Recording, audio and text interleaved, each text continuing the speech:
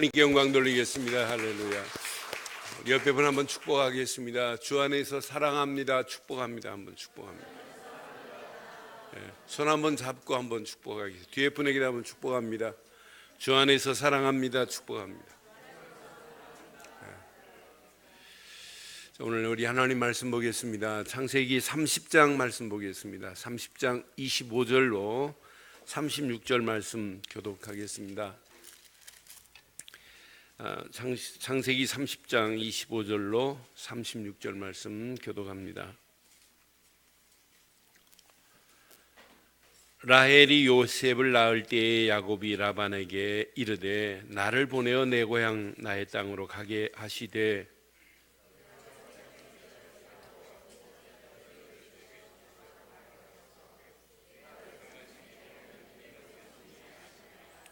라반이 그에게 이르되 여호와께서 너로 말미암아 내게 복 주신 줄을 내가 깨달았노니 내가 나를 사랑스럽게 여기거든 그대로 있어라.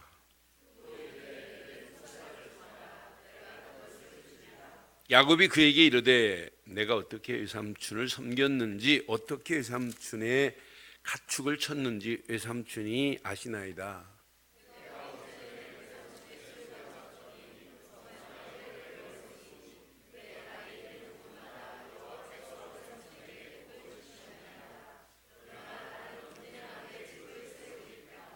라반이 이르되 내가 무엇으로 내게 주랴?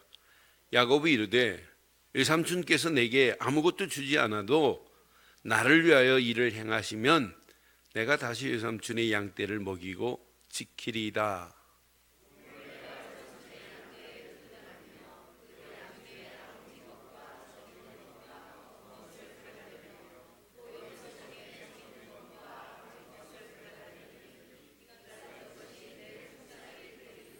후일에 외삼촌께서 오셔서 내 품삯을 조사하실 때에 나의 의의가 내 대답이 되리니라. 내가 혹시 염소 중 아롱지지 아니한 것이나 점 있는 것이나 양 중에 검지 아니한 것이 있거든 다 도둑질한 것으로 인정하소서. 2절 있습니다. 그날에 그가 수염소 중 얼룩무늬 있는 것과 점 있는 것을 가리고 암염소 중 흰바탕에 아롱진 것과 점 있는 것을 가리고 양 중에 검은 것들을 가리어 자기 아들들의 손에 맡기고 자기와 야곱 사이를 사흘 길을 뜨게 하였고 야곱은 라반의 남은 양떼를 치니라. 아멘. 일을 열심히 한다고 복이 오면 참 좋겠는데 일을 열심히 하고 달려가는데도 안 되는 사람, 복하고 관계없는 저주받는 사람이 있어요. 그런데 잠자고 있는데 꿈속에서 나타나서 복을 주시는, 복받는 자도 있어요. 여러분 열심히 일하고 이렇게 살아야 되겠다고 결단했던 에서 보세요. 창세기 28장 8절에 보니까 에서가 이제 깨닫고 뭔가 해보려고 그래요. 그래서 에서가 또 본즉 가나안 사람의 딸들이 그의 아버지 이삭을 기쁘게 하지 못하더라. 그래서 이스마엘 집에 가가지고 또 아내를 구해오는데 이삭이 기뻐하지 않아요. 그러니까 언약 없이 아무리 해보려고 해도 안 돼요. 그러나 야곱 보세요. 창세기 28장 12절로 15절을 보면 이제 외삼촌 집을 향하여 800km가 되는 길을 가는 그런 과정에 오늘 하나님이 잠자고 있는 돌베개 베고 잠자고 있는 야곱에게 나타났어요.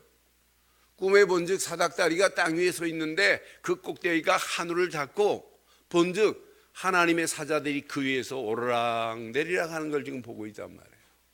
13절에 보니까 분명히 말해요. 본즉 여호와께서 그 위에 서서 이르시되 나는 여호와니. 야곱에게 이렇게 말씀해요. 너의 조부 아브라함의 하나님이요 네 아버지 이삭의 하나님이다. 하나님이 이렇게 말씀해요. 그러면서 네가 누워있는 땅을 내가 너와 내 자손에게 주리니. 지금 돌베개 메고 잠자고 있어요. 잠자고 있는데 하나님이 이렇게 축복하는 거 봐요. 아니 잠자고 있다니까. 그런데 꿈에 나타나서 막 이런 축복을 하세요. 14절 봐요. 내 자손이 땅에 티끌같이 되어 네가 서쪽과 동쪽과 북쪽과 남쪽으로 퍼져나갈지며 땅의 모든 족속이 너와 내 자손으로 말미암아 복을 받으리니라 그랬어요. 아브라함에게 축복한 축복 그대로예요. 이삭에게 축복한 그대로 지금 야곱에게 그대로 주겠다는 거예요. 왜? 아브라함처럼 야곱처럼 아니 이삭처럼 야곱도 언약의 바톤을 이어갈 사람이기 때문이에요. 이런 자는 안 망합니다. 15절 분명히 말씀합니다. 내가 너와 함께 있어. 끝. 함께 있어. 그럼 끝나는 거 아니에요? 하나님이 야곱과 함께 하시겠대요. 네가 어디로 가든지 너를 지키며 끝. 함께 있다, 지키겠다, 너를 이끌어 이 땅으로 돌아오게 할지라 그랬어요. 돌아오게 하겠대요. 네가 허락한 것을, 내가 네게 허락한 것을 다 이루기까지 너를 떠나지 않겠대요. 아니 이런 어마어마한 약속의 메시지를 붙잡고 지금 800km가 되는 메소포타미아를 향하여 가는데 뭐가 두려워요? 8,000km가 돼도 관계없습니다. 8만 km가 돼도 관계없습니다. 이분이 하신다는데 세상에 힘든 건 많죠. 오늘 잠자다가 꿈에서 지금 메시지 받는 야곱의 복이 여러분의 복이 되면 어떨까요? 그러니까 야곱이 지금 라헬에게 사랑에 빠져가지고 14년 동안 종살이 했어요. 이제 요셉이 낳고 종살이가 끝나는 상황이에요. 요셉이 낳고 종살이가 끝나는 이런 과정에 오늘 본문 뒷부분에 보니까 외삼촌 라반에게 이런 얘기를 해요. 30절에 보니까 외삼촌, 내가 이 집에 오기 전에 외삼촌 부자 아니었습니다. 외삼촌의 소유가 적었지 않습니까? 근데 적더니 번성하여 때를 이루었으니 시작. 내 발이 이르는 곳마다 여호와께서 외삼촌에게 복을. 지금 뭐라고 그래요? 야곱이 외삼촌에게 지금 뭐라고 그래요? 내 발이 이르는 곳마다 여호와께서 외삼촌에게 복을 주셨습니다. 여러분 가문에 여러분이 시집 가가지고 여러분 시댁에 복 받은 거 있어요? 오늘 이 말씀대로 잘 보세요. 이런 축복이 있어야 돼요. 여러분 남편 만난 것 복 아니에요? 아, 징그럽다고요? 다시는 안 만난다고요? 여러분이 진짜 언약의 사람이 맞다면 여러분 남편들이 여러분 보고 어쩜 저렇게 복덩어리를 내가 만났노? 저 여자가 우리 집에 들어와서 우리 집은 복 받았다 이 정도로 나와야 되는 거 아니에요? 저는 이 말씀 딱 읽는 순간에 야곱의 발걸음을 떼는 곳마다 외삼촌 집에 복을 내리셨구나. 참 야곱 보니까 복덩어리라. 그래서 저는 이 말씀 붙잡고 제목을 이렇게 삼았어요. 시작. 내 발이 이르는 곳마다 복이 넘치게 하옵소서. 다시 한번 하겠습니다. 시작. 아침 식사 안 하셨어요? 다시 한번 하겠어요. 이런 축복이 한 주간 그대로 임하기를 바랍니다. 분명히 말씀했어요. 여러분 이건 아무에게 오는 축복이 아니에요. 저는 야곱 보면서 진짜 멋있다. 이게 신앙생활이 돼야 되는데 내 발이 가는 데마다 되는 것도 안 되고 말이 되겠어요? 잘 되는 것도 내가 가기만 하면, 불이 잘 타는데 내가 가기만 하면 불이 꺼지고, 그건 되겠냔 말이에요. 내가 가는 데마다 불이, 희미한 불도 막 활을 타오르고 내가 가는 데마다 막 웃음이 있고 행복이 있고 내가 가는 데마다 막 되어지는 축복이 있다면 이것만큼 신나는 게 어디 있겠어요? 이런 축복이 여러분 것 되기를 바랍니다. 그러니까 오늘 이 말씀 잘 여러분에게 적용해 보세요. 오늘 본문 내용을 자세히 보면 복덩어리입니다. 야곱이. 복덩어리 야곱의 발걸음을 여러분 잘 보세요. 지금 14년 동안 머슴살이를 끝냈습니다. 끝내면서 라반에게 야곱이 요구를 하는 거예요. 외삼촌, 장인이라고 안 부르고 외삼촌 불러요. 부르면서 뭐라고 하냐면 내가 이제 종살이가 다 끝났는데 나 지금 고향으로 돌아가겠대요. 여러분, 지금 야곱은 외삼촌 집에 라반 집에 뭐예요? 종이에요? 머슴이에요? 머슴. 이때 당시 종이 머슴이 상전에게 이런 요구를 할 수 있을까요? 없을까요? 네? 상전에게 이런 요구를 할 처지가 안 돼요. 성경에 보면 종으로 단신으로 들어와가지고 상전이 아내를 주고 아들을 낳고 해도 네게 아니고 종이 떠날 때는 단신으로 갈지니라 분명히 말씀했어요. 종은 이런 자격이 없어요. 이렇게 요구할 처지가 지금 아니란 말이에요. 그러니까 31장 43절에 보니까 라반이 야곱에게 대답할 때 뭐라고 하냐? 딸들은 내 딸이요, 자식들은 내 자식이요. 라반이 그래요. 지금 막 죽여가지고 지금 가라고 내놓고는 따라가면서 그러는 거예요. 양떼는 내 양떼요. 네가 보는 것은 다 누구 것이다? 야곱께 있어요, 없어요? 하나도 없어요. 그래서 출애굽기 21장 4절에도 뭐라고 그랬냐면 만일 상전이 그에게 아내를 주어 그의 아내가 아들이나 딸을 낳았으면 그의 아내와 그의 자식들은 시작 상전에게 속할 것이요 그는 단신으로 나갈 것이라 그래요. 지금 야곱이 라반에게 뭐 협상을 한다? 연봉 협상을 하자? 라고 하는 제안을 할 수가 없어요.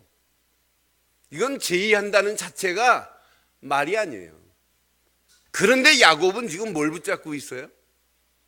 베델에서 하나님이 주신 분명한 메시지를 잡고 있단 말이에요. 야곱이 누구예요? 언약의 바톤을 이어갈 사람이에요. 앞으로 족장의 어마어마한 축복을 이어갈 사람이 누구냐면 야곱이란 말이에요. 그런데 야곱을 하나님이 그냥 두세요? 그러니까 야곱은 하나 메시지에 붙잡고 있으면 돼요. 창세기 28장 15절에 하나님께서 나와 함께 할 것이다. 하나님이 나를 지키실 것이다. 하나님이 나를 이끌어내실 것이다. 돌아오게 하실 것이다. 이 하나님이 약속한 것을 이루기까지는 하나님이 나를 떠나지 아니하리라 라고 하는 메시지만 붙잡고 있다면 이거보다 더한 상황이라 할지라도 요구할 수 있어요. 담대하게 말할 수 있어요. 그러니까 오늘 보세요. 25절 36절에 정확하게 말하잖아요. 라헬이 요셉을 낳을 때 야곱이 라반에게 이르되 시작 나를 보내어 내 고향 나의 땅으로 가게 하시되.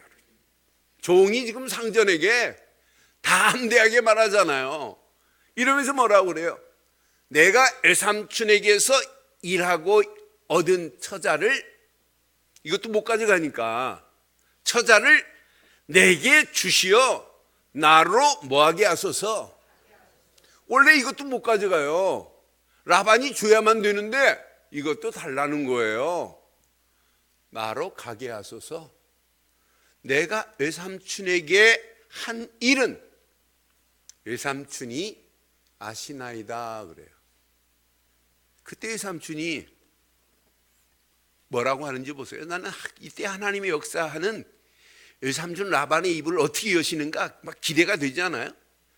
라반이 그에게 이르되, 지금 라반이 야곱에게 말해요. 너로 말미암아 내가 복 주신 줄을 내가 깨달았노니 그래요.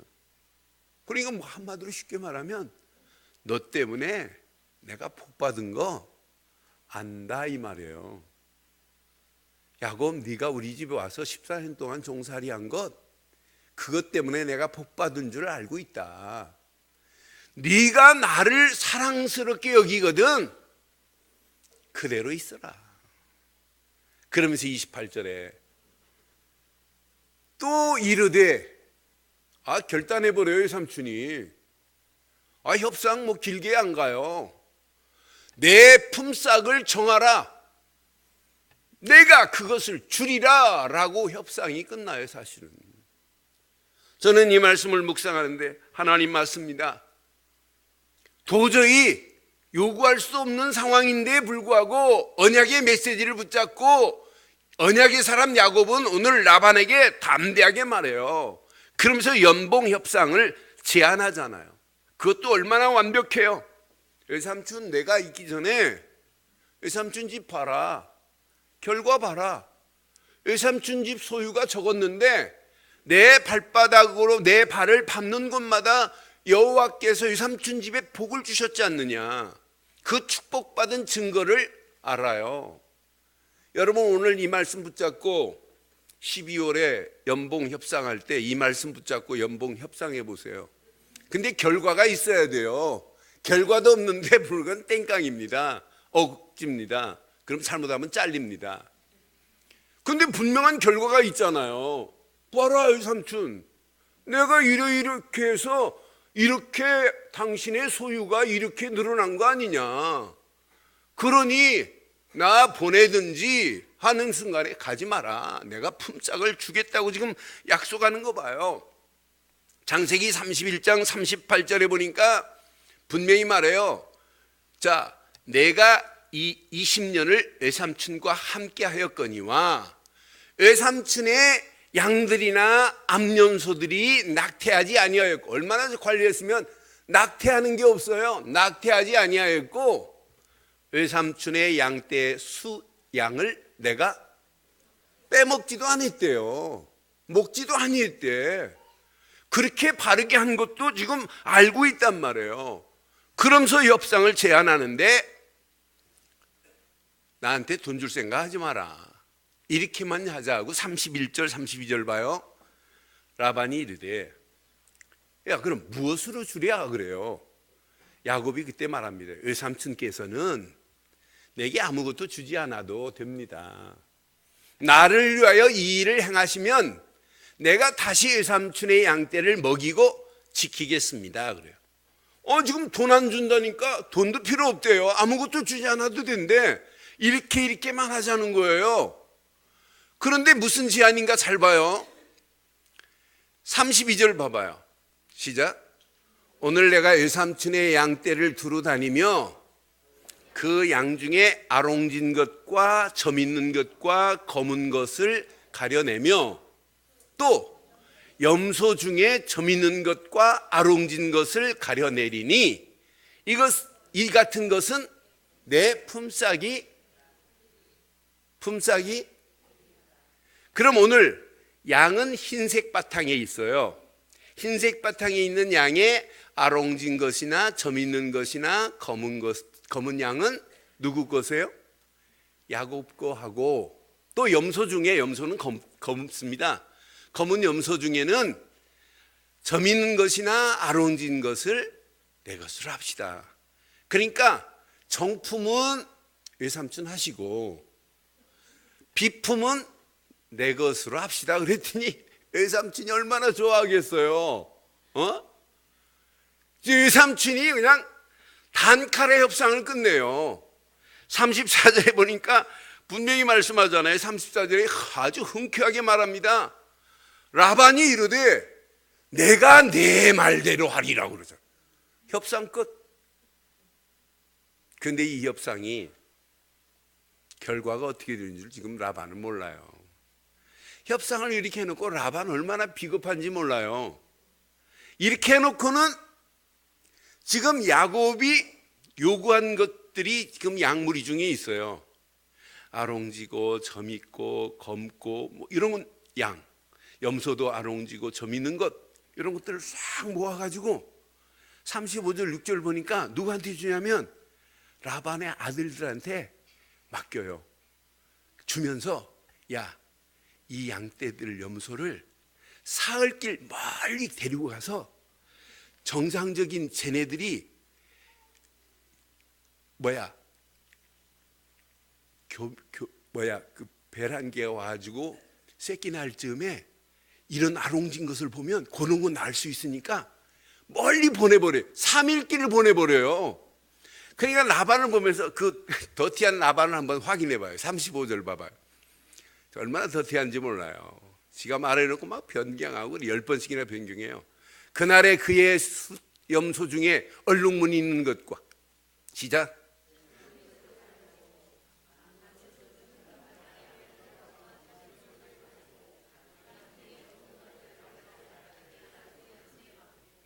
한 무리 중에 빼내서 야라반의 아들들의 손에 지금 맡겼어요. 그래놓고 어디로 보내는지 봐요. 36절 얼마나 더티해요. 자기와 야곱 사이를 사흘길이 뜨게 하였고, 사흘길 빨리 보내버렸어요. 그러면서 야곱은 라반의 남은 정상적인 양떼만 지금 가지고 있는 거예요. 그럼 이제 계속해서 정상적인 양을 가지고 있는데 아롱진 게 언제 나와요? 전배기가 언제 나와요? 그건 뭐 계산해도 라반은 지금 네가 이렇게 약조했으니까 좋다, 내가 해보겠다. 근데 여러분, 하나님의 손은 누구를 들어주는지 보세요. 하나님의 눈은 지금 누구를 향하고 있는지 자세히 보세요. 라반이 아무리 계략을 해도 하나님의 손은 언약의 사람 야곱에게 있습니다. 하나님의 손과 눈은 야곱을 향하고 계시는데 뭐가 두렵겠어요? 라반이 아무리 계략을 해서 먼 곳으로 격리를 시켰다, 아들한테 맡겼다, 그리고 정상적인 양이나 염소가 아롱진 것 보지 못하도록 멀리 보냈다 할지라도 하나님은 얼마든지 하실 수 있습니다. 야곱의 손을 잡고 계시는 하나님 보세요. 야곱이 이때 37절에 보니까 야곱이 버드나무 가지와 살구나무와 신풍나무의 푸른 가지를 가져다가 그것들의 껍질을 벗겨 흰 무늬를 내고, 시작. 그 껍질 벗긴 가지를 양떼가 와서 먹는 개천에 물 구유에 세워 양떼들을 향하게 하매 그 떼가 물을 먹으려 올 때 새끼를 베니. 39절. 가지 앞에서 새끼를 뱀으로 얼룩얼룩한 것과 점 있고 아롱진 것을 여러분, 이게 무슨 원리예요?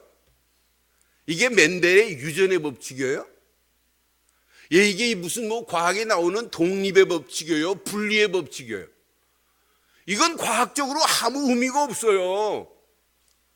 그런데 저는 이 말씀을 보면서 야, 진짜 신기하다. 그런데 계속 얼룩얼룩하고 아롱진 것들이 나온다니까요. 그런데 야곱이요, 얼마나 지혜로운지 몰라요. 41절 보면 튼튼한 양이 새끼를 뵐 때는 야곱이 개천에다가 양떼들의 눈앞에 그 가지를 두어서 양이 그 가지 곁에서 새끼를 베게 만들어요. 아주 튼튼한 양들이 오면. 그런데 42절 봐요. 약한 양이 오면 그 가지를 두지 않아요. 왜? 약한 것은 계속 정상적인 거 나오게 만들고, 아주 통통하고 막 튼튼한 거 오면 그 가지를 개천에 둬가지고 물을 먹고 새끼를 베게 만든단 말이에요. 그러니까 지금 야곱의 아롱진 것, 얼룩얼룩한 것은 계속 튼튼한 것이 나오고, 비리비리한 것은 누구 것만 나와요? 라반 것만 나와요. 그런데 보세요. 여기 약한 양이면 그 가지를 두지 아니하니 그렇게 함으로 약한 것은 라반의 것이 되고 튼튼한 것은 야곱의 것이 된지라. 43절 봐봐요. 이에 그 사람이 매우 뭐 하기 시작해요? 번창하여 양떼와 노비와 낙타와 나귀가 이렇게 복받기를 바라요. 저는 그래서 분명히 신풍나무, 버드나무 가지를 벗겨서 그런 방식으로 개천에 놨는데 새끼를 뱉다. 과학적으로 아무 의미가 없어요. 그런데 저는 하나님의 절대 주권 안에 보면 하나님은 유전자를 조작할 수 있습니다. 왜 대답 아멘을 하네요. 하나님은 유전자를 변형시킬 수 있습니다.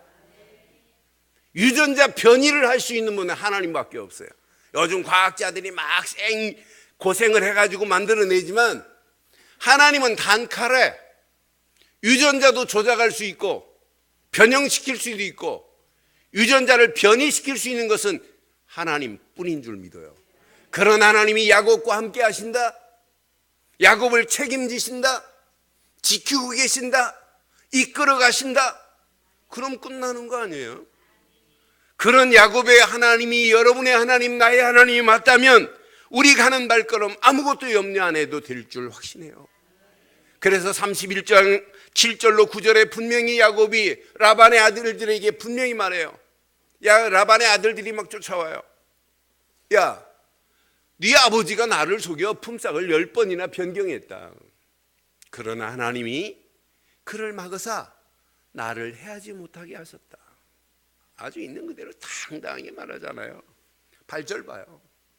그가 이르되 점 있는 것이 내 싹이 되리라면 온 양떼가 낳은 것이 점이 있을 것이요.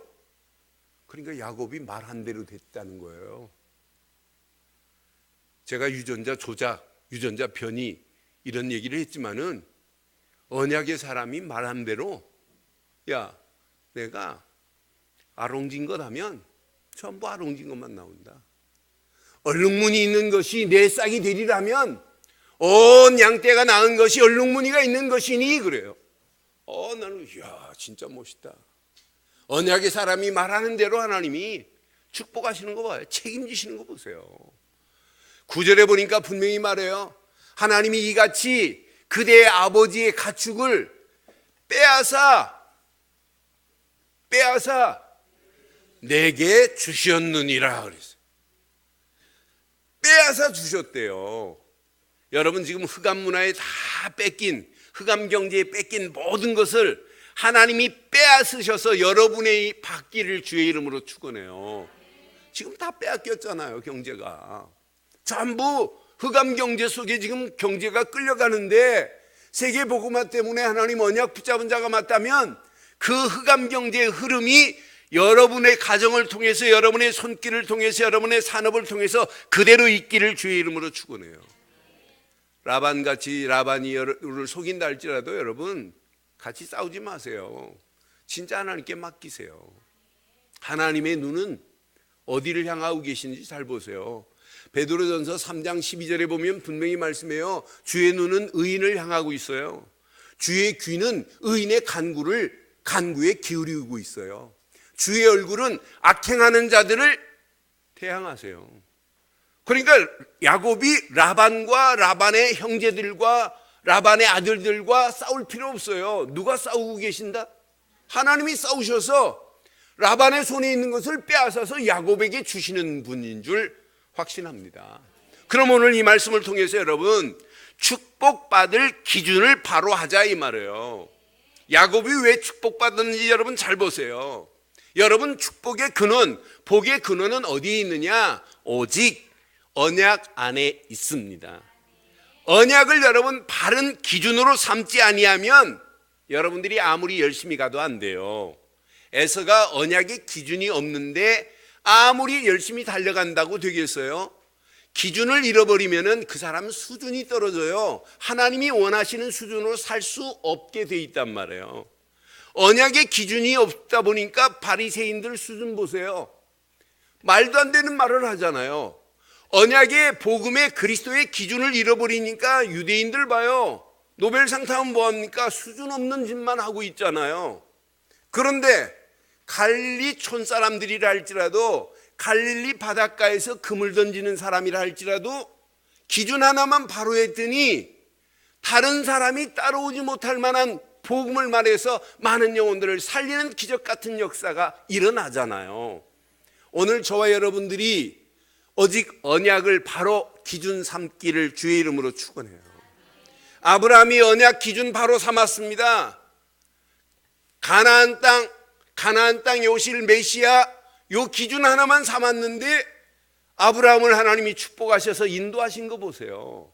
기준 바로 한 사람은 반드시 승리하게 되어 있습니다.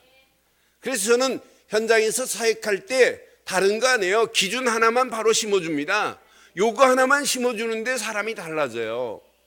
지난 주간 중국 사역에 사역하는 중에 이튿날 우리 통역하는 선교사님이 목사님 오늘 지금 만날 분이 있어서 오늘은 오후 시간에 좀 가서 좀 만나야 되겠대요. 누굽니까 그랬더니 어느 교단에서 파송받아가지고 조선족 한 분이 목사 안수를 받고 개척을 했는데 교인들이 없대.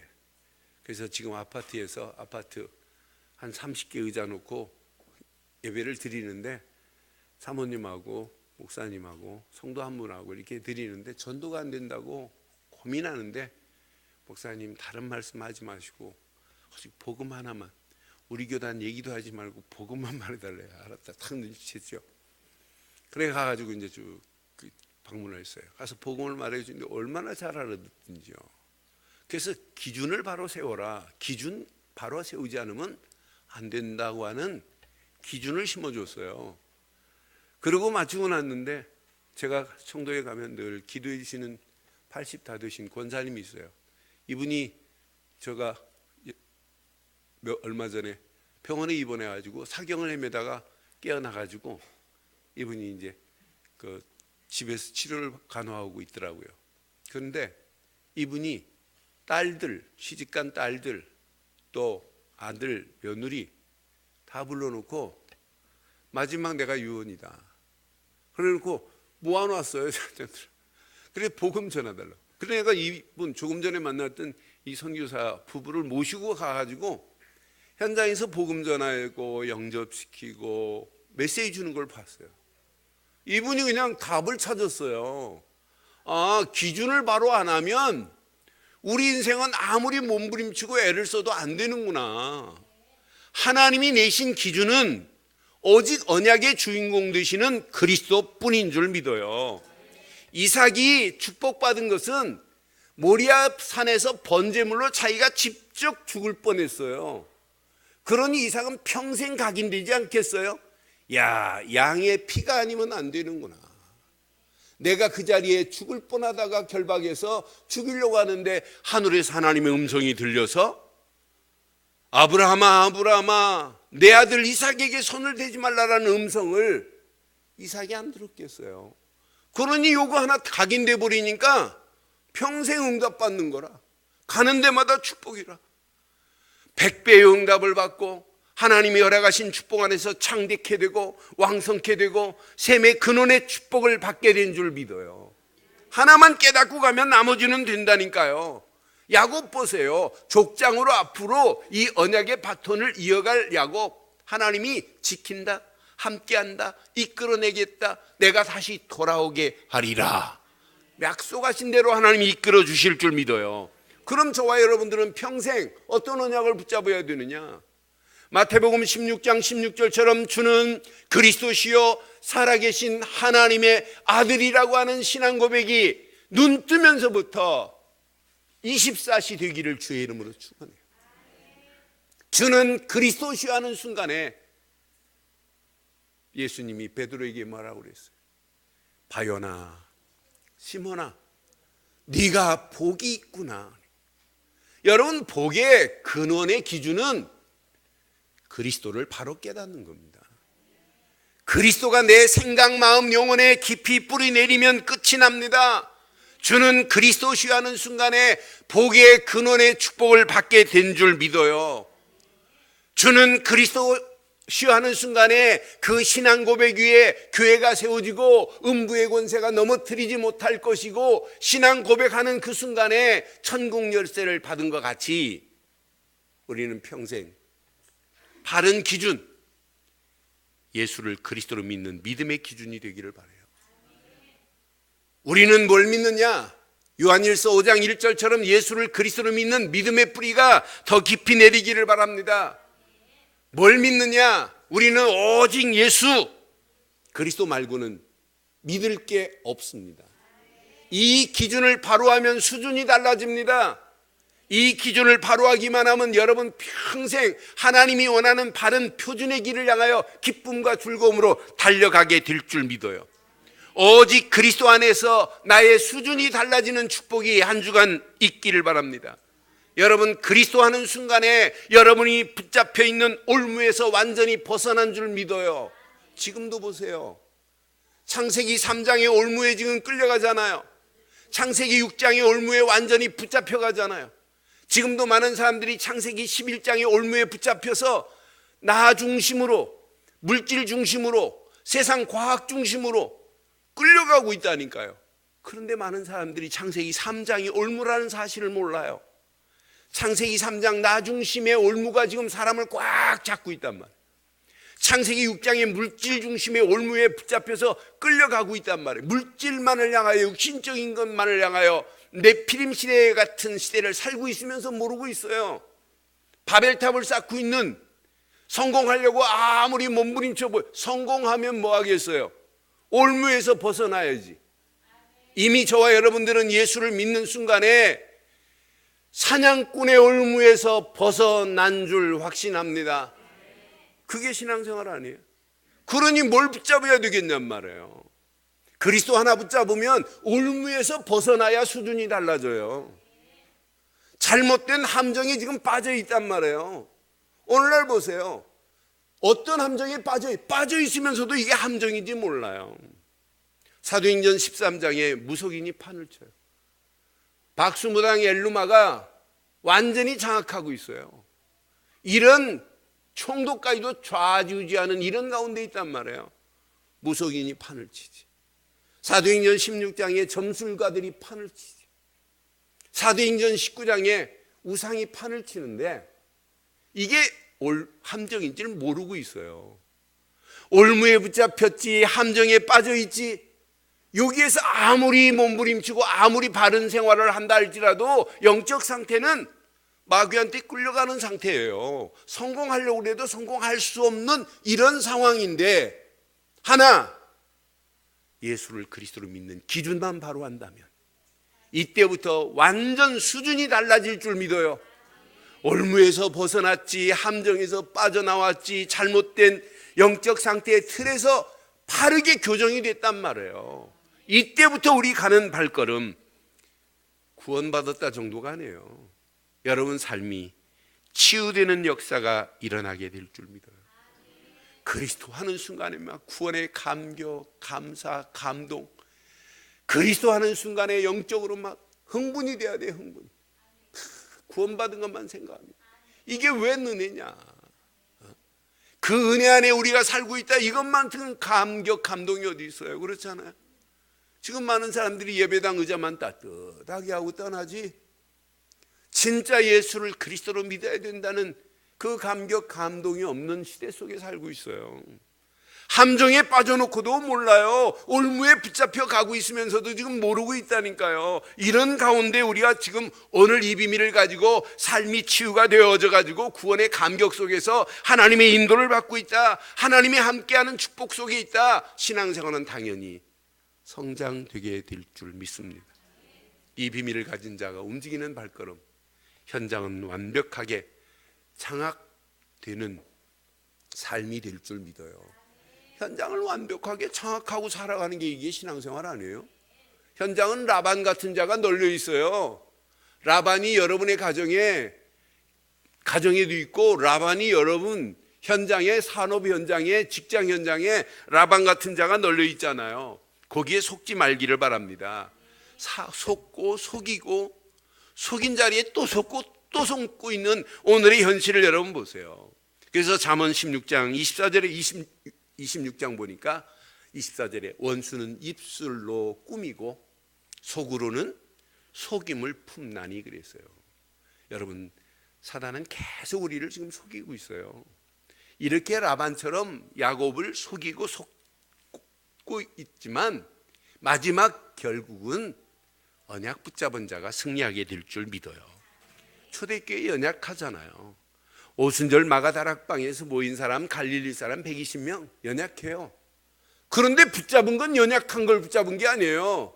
오직 언약 그리스도 붙잡고 그분이 주신 말씀 붙잡고 기도 속에서 전혀 기도에 힘썼는데 성령 충만의 힘을 얻고 나니까 영적인 눈이 열려지기 시작하잖아요.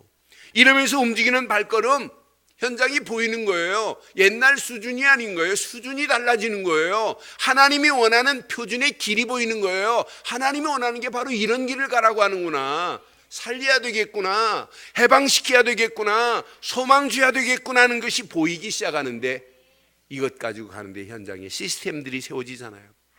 전도의 문이 열려지지, 선교의 문이 열려지고, 제자의 문이 열려지고, 후대들이 살아나는 놀라운 축복의 문이 열려지면서 로마까지 장악하게 된 줄 믿어요. 우리의 힘이 아니고 초대교회 성도들의 힘이 아니고 하나님이 주신 그 힘으로 로마까지 정복한 사실만 보아도 우리가 언약만 붙잡고 오늘 주신 말씀만을 붙잡고 기도 속에 들어간다면 하나님은 우리 수준과 관계없이 하나님이 계획한 일을 하나님이 진행하실 줄 확신합니다. 오늘 결론을 이렇게 내리겠습니다. 왜 여러분 집중하라고 이렇게 강조하니까 하나입니다. 보여야 돼요. 집중 안 하면 내 안에 올무가 뭔지 몰라요. 그리스도께 집중하면 보입니다. 내가 함정에 빠져 있는 것을 집중하면 보입니다. 내가 그리스도 립싱크로 하고 있구나. 잘못된 틀에서 아직도 못 빠져나와 있구나. 그러니까 내 삶이 습관적으로 잘못된 길로 가고 있어요. 그래서 여러분 집중하라고 하는 거예요. 바울은 이걸 깨닫고 나니까 날마다 내가 예수 안에서 죽어야 되겠구나. 그러면서 고린도전서 15장 31절에 형제들아 내가 그리스도 예수 우리 주 안에서 가진 바 너희에 대한 나의 자랑을 두고 단언하노니 단언한대요. 나는 날마다 이거밖에 없대요. 단언하는 메시지가 이거예요. 그러니까 갈라디아서 2장 20절 속으로 들어가는 거예요. 야, 십자가에 못 박혀 내가 죽어야 이게 사는 길이구나. 여러분, 그래서 집중하자고 하는 거예요. 오늘 결론을 이렇게 내립니다. 여러분, 생각을 오직 복음으로 한 주간 갱신해 보세요. 여러분, 갱신 없는 변화는 기대할 수가 없습니다. 그래서 예수 생각에 깊이 한번 빠져보세요. 갱신될 때까지. 두 번째, 여러분 마음에 지금 담고 있고 품고 있는 게 뭐가 있는지 한번 보세요. 마음을 오직 그리스도로 개혁하셔야 돼요. 그런데 개혁하려고 해서 개혁이 되면 좋겠는데 아니에요. 여러분의 마음 상태를 가지고 있는 것을 쏟아 버려야 돼요.